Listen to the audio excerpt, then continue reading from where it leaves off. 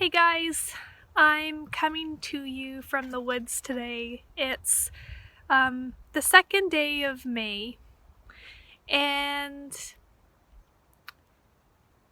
I'm here with River and just hugging trees as we do, and enjoying. There she is, and enjoying some time in nature and getting connected to her. And I'm also thinking about how this year hasn't really shaped up to be what we thought it was, and the grief that comes with that, and how to dig my way out of it and find new purpose and new meaning in the more complicated world that we have. And it's been a really tough time, not in particular for me personally, because working from home and working alone with dogs a lot and having a company that works virtually, as you can imagine, not a lot has really changed in terms of my day-to-day work. But I live in Nova Scotia, and on top of being in restrictions, both legal and suggested restrictions here, we also had a mass shooting about a week ago, and then we lost several members of the Canadian Forces just a couple days ago. And while neither of those have impacted my immediate family or circle, it takes a toll. And I think a lot of us that love our dogs and love dog sports will often retreat into the patterns of trialing and being with our dogs and doing the things that we do with them.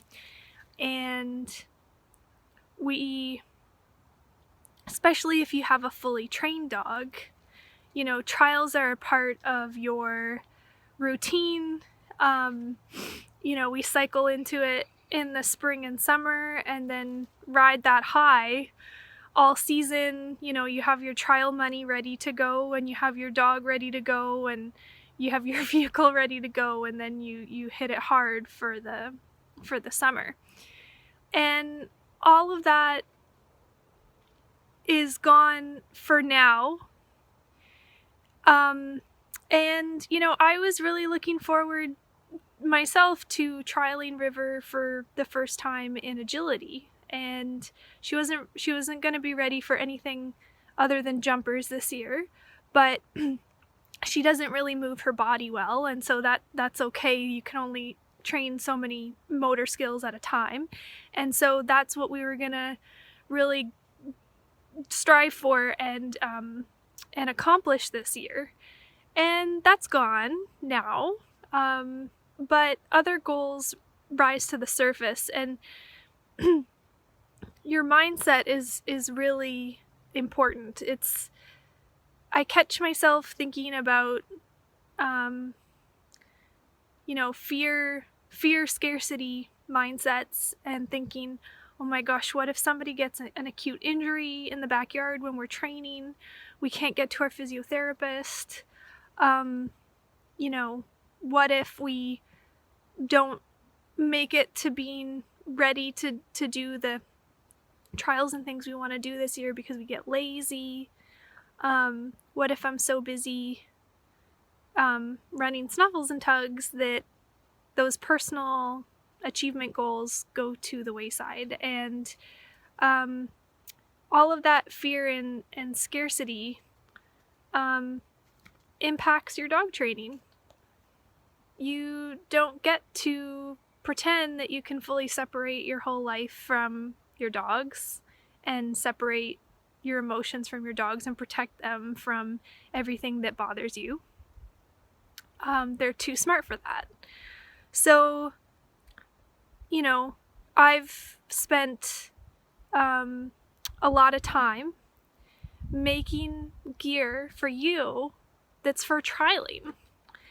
And you know, I feel the loss that you guys are experiencing when you're sending me messages and emails, and I know how disappointed you are, and how, you know, how uncertain we're all feeling about this new world and where it's going.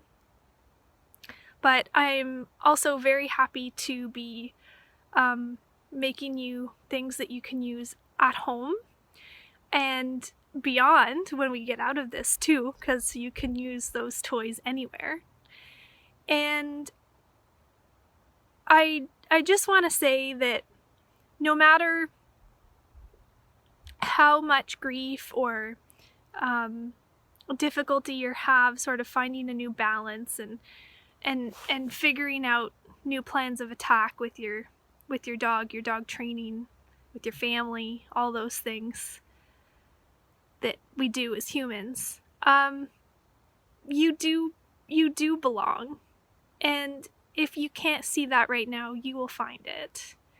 And you will have fun and joy and play. And you can, if you don't believe me, you can work on developing your mindset to get there. And when in doubt, let loose and do crazy things and have fun.